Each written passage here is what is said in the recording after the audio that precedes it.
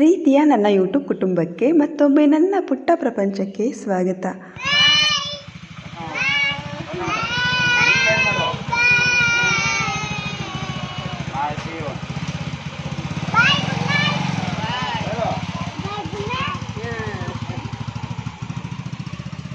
ಆಚೆ ಲೈಟ್ ಹಾಕು ಮಗ್ಲ, ಕತ್ಲೆ ಕಾಣಿಸ್ತಾ ಇಲ್ಲ. ತುಂಬ ದಿನ ಆದಮೇಲೆ ನಾನೊಂದು ವಿಶೇಷವಾದ ವಿಡಿಯೋದೊಂದಿಗೆ ಇವತ್ತು ಬರ್ತಿದ್ದೀನಿ.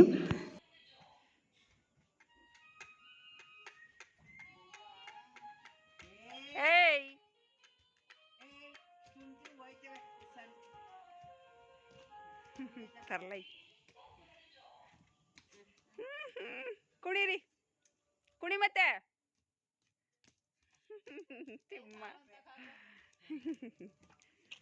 ತುಂಬ ವರ್ಷಗಳ ನಂತರ ನಮ್ಮೂರಿನಲ್ಲಿ ಈ ಸಲ ಅಯ್ಯಪ್ಪ ಸ್ವಾಮಿಗೆ ಹೋಗ್ತಿದ್ದಾರೆ. ಅಯ್ಯಪ್ಪ ಸ್ವಾಮಿಗೆ ಆಲ್ಮೋಸ್ಟ್ ಎಲ್ಲ ನಮ್ಮ ಕಡೆಯವರೇ ಹೋಗ್ತಿದ್ದಾರೆ. ಹೇಳ್ತೀನಿ ನಾನು ಮುಂದೆ. ಇಲ್ಲಿ ನೋಡಿ, ಇದು ಚಪ್ಪಲ್ ಸ್ಟ್ಯಾಂಡ್ ಮಾಡಿಸ್ಕೊಂಡಿದ್ದಾರೆ. ಇದು ರೀಸೆಂಟಾಗಿ ಮಾಡಿಸ್ಕೊಂಡಿದ್ದು, ತುಂಬಾ ಚೆನ್ನಾಗಿದೆ. 4 ಸ್ಟೆಪ್ ಇದೆ ನೋಡಿ, ಎಷ್ಟು ನೀಟಾಗಿ ಚಪ್ಪಲ್ ಜೋಡಿಸ್ಕೊಬಹುದು ಅಂತ. ಇಲ್ಲಿ ಪಕ್ಕ ನಮ್ಮ ಅತ್ತಿಗೆ ಟೈಲರಿಂಗ್ ಮಾಡೋದ್ರಿಂದ ಅವ್ರಿಗೆ ಬಟ್ಟೆಗಳು ತಂದು ಕೊಡ್ತಾರಲ್ವ, ಅದನ್ನು ಅಲ್ಲಿ ಇಲ್ಲಿ ಹಾಕಿದ್ರೆ ಸುಮ್ಮನೆ ಹಾಳಾಗುತ್ತೆ ಅಂತ ಹೇಳಿ ಇಲ್ಲಿ ಇಟ್ಕೊಳ್ಳೋದಕ್ಕೆ ಅಂತ ಈ ಥರ ಡ್ರಾಯರ್ಸ್ ಮಾಡಿಸ್ಕೊಂಡಿದ್ದಾರೆ.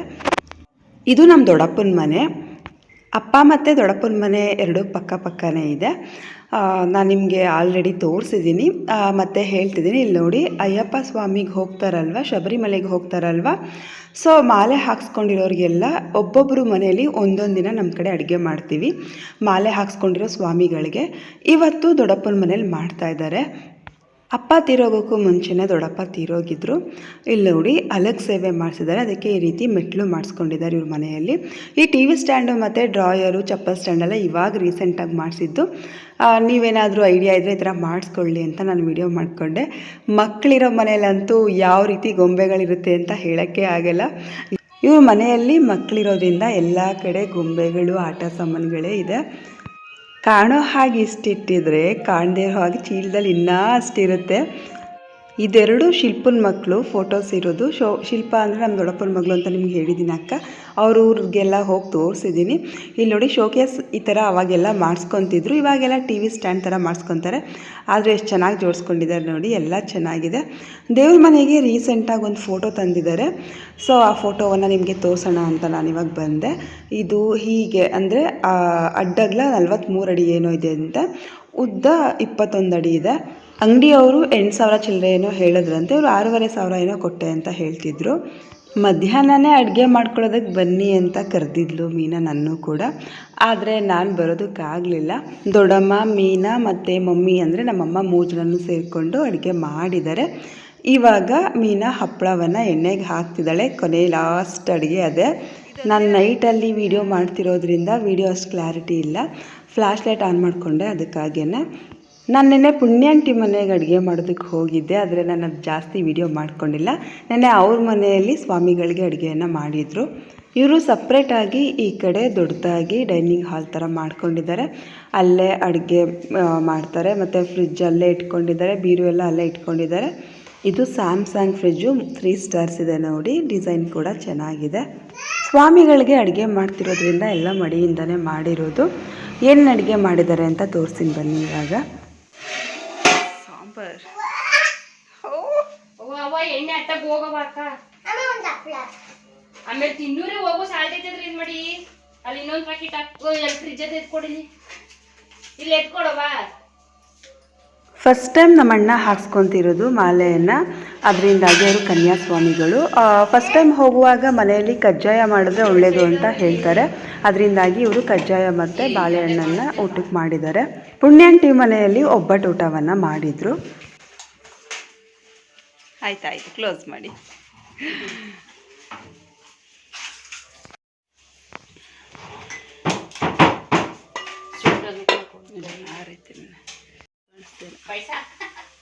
ಪಾಯಸ ಮಾಡ್ಕೊಳ್ಳ.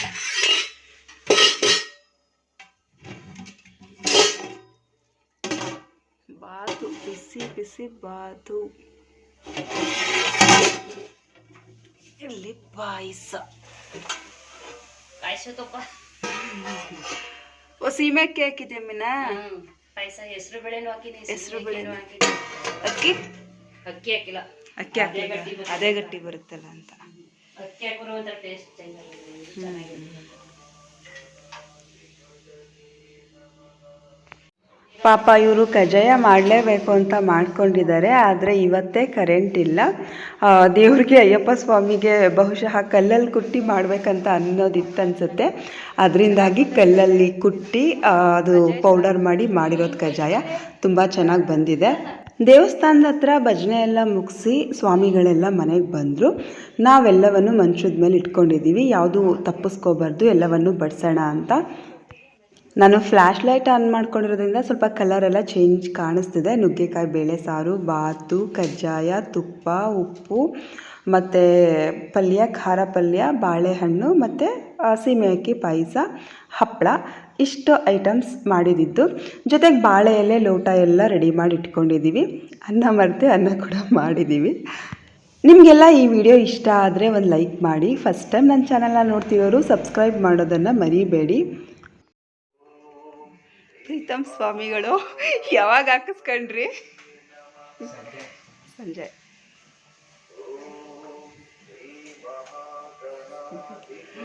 ಎಷ್ಟು ವರ್ಷ ಆಯಿತು ನೀವು ಹೋಗಿ ಅಯ್ಯಪ್ಪ ಸ್ವಾಮಿಗೆ ಹೋಗಕ್ಕೆ ಶುರು ಮಾಡಿ? ನೀವು ಹಾಂ ಎಷ್ಟು 36 37 ಆಗೈತಾ?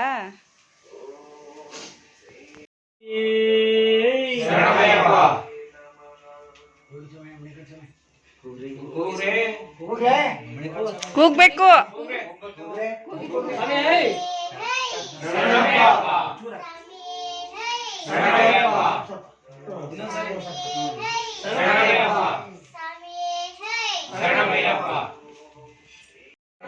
ಅನಾಥ ರಕ್ಷಕನೇ ಸ್ವಾಮಿ ಸ್ವಾಮಿ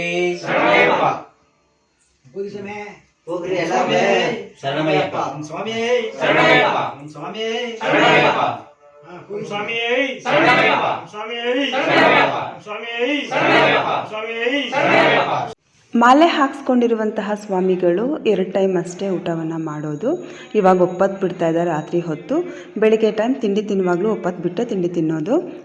ಒಪ್ಪತ್ತು ಬಿಡೋದಕ್ಕೂ ಮುಂಚೆ ಕರ್ಪೂರವನ್ನು ಹಚ್ಚಿ ಕರ್ಪೂರ ಆರೋವರೆಗೂ ಎಲ್ಲರೂ ಕೂಡ ಭಕ್ತಿಯಿಂದ ಸ್ವಾಮಿಯನ್ನು ಸ್ಮರಿಸ್ತಾರೆ.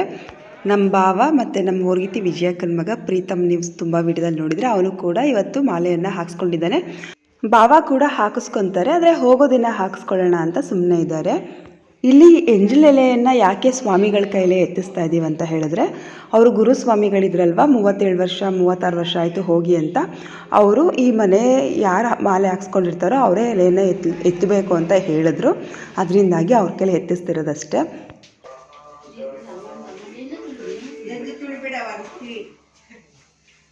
ಸ್ವಾಮಿಗಳು ಒಪ್ಪತ್ತು ಬಿಡೋವರೆಗೂ ನಾವು ಒಂದು ಹಗಲು ಕೂಡ ಬಾಯಿಗೆ ಹಾಕಿ ನೋಡೋದಿಲ್ಲ, ರುಚಿ ಕೂಡ ಹೇಗಿದೆ ಅಂತ ನೋಡೋದಿಲ್ಲ. ಇವಾಗ ಸ್ವಾಮಿಗಳದೆಲ್ಲ ಊಟ ಆಗಿ ಹೋದ್ಮೇಲೆ ಮನೆಯವರು ಊಟ ಮಾಡ್ತಾ ಇದ್ದೀವಿ.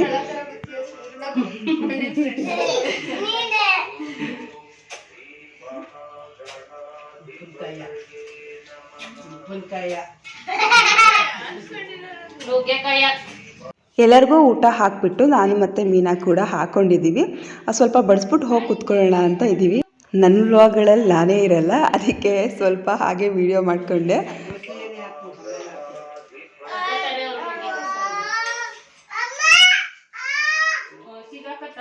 ಏನು ಸಿಗಾಕತ್ತು? ನುಗ್ಗೆಕಾಯಿನಾ?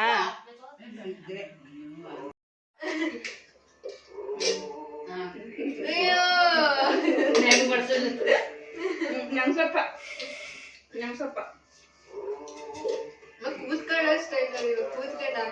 ಸ್ವಲ್ಪ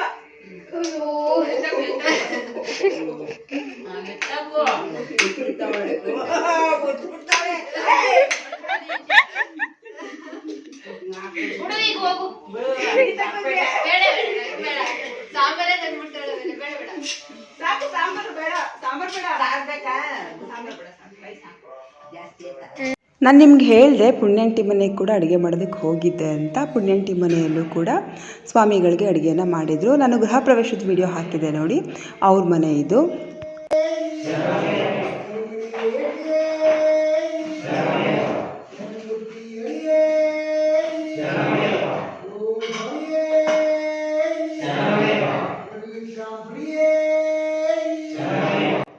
ಯಾರೆಲ್ಲ ಅಯ್ಯಪ್ಪ ಸ್ವಾಮಿಗೆ ಹೋಗಿದ್ದೀರಾ ಅಂದರೆ ಶಬರಿಮಲೆಗೆ ಹೋಗಿದ್ದೀರಾ, ಆ ಅನುಭವ ಹೇಗಿತ್ತು ಅನ್ನೋದನ್ನು ಕಮೆಂಟ್ ಮಾಡಿ ತಿಳಿಸಿ.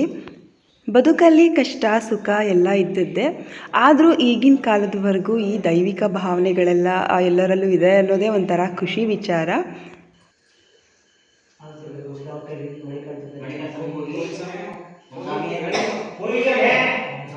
ಹೋಗಿ ನಿಮ್ಗೆ ಏನು ಬರಬೇಕು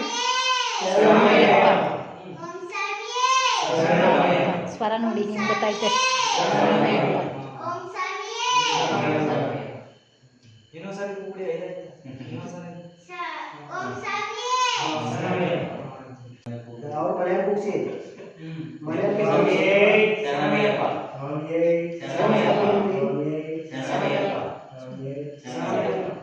ಮಣಿಕಂಠ ಸ್ವಾಮಿಗಳ ಜೊತೆ ಸ್ವಲ್ಪ ಮಾತಾಡೋಣ ಬನ್ನಿ. ಬೆಳಗ್ಗೆ ತಣ್ಣೀರು ಸ್ನಾನ ಮಾಡಿದ್ರಾ? ಎಲ್ಲಿ ಮಾಡಿದ್ರಿ? ದೇವಸ್ಥಾನದ ಹತ್ರ ನಲ್ಲಿಲ್ಲೇ ಮಾಡಿದ್ರಾ? ಮಂಡಿಗುಡಿ ಹತ್ರ? ಮಣಿಕಂಠ ಸ್ವಾಮಿಗಳು ನೀವು ಒಬ್ಬರೇ ಅಲ್ವಾ? ಇನ್ನೂ 6 ಜನ? ಯಾರು? ಹಾಂ ಹಾಂ ಹಾಂ ಪ್ರೀತಮ್ ಸ್ವಾಮಿಗಳು ಅವರು ಮಣಿಕಂಠ ಸ್ವಾಮಿಗಳಾ?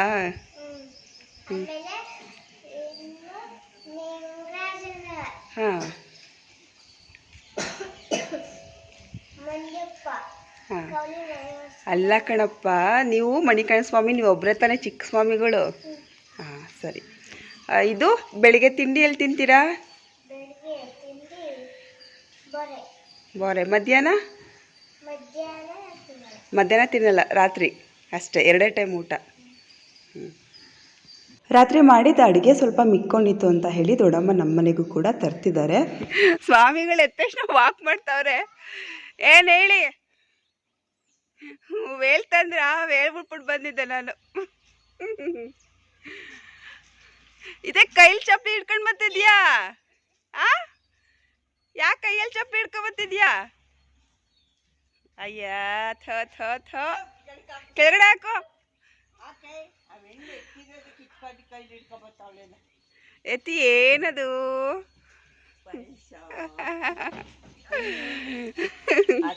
ಎತ್ತಿ ಏನದು?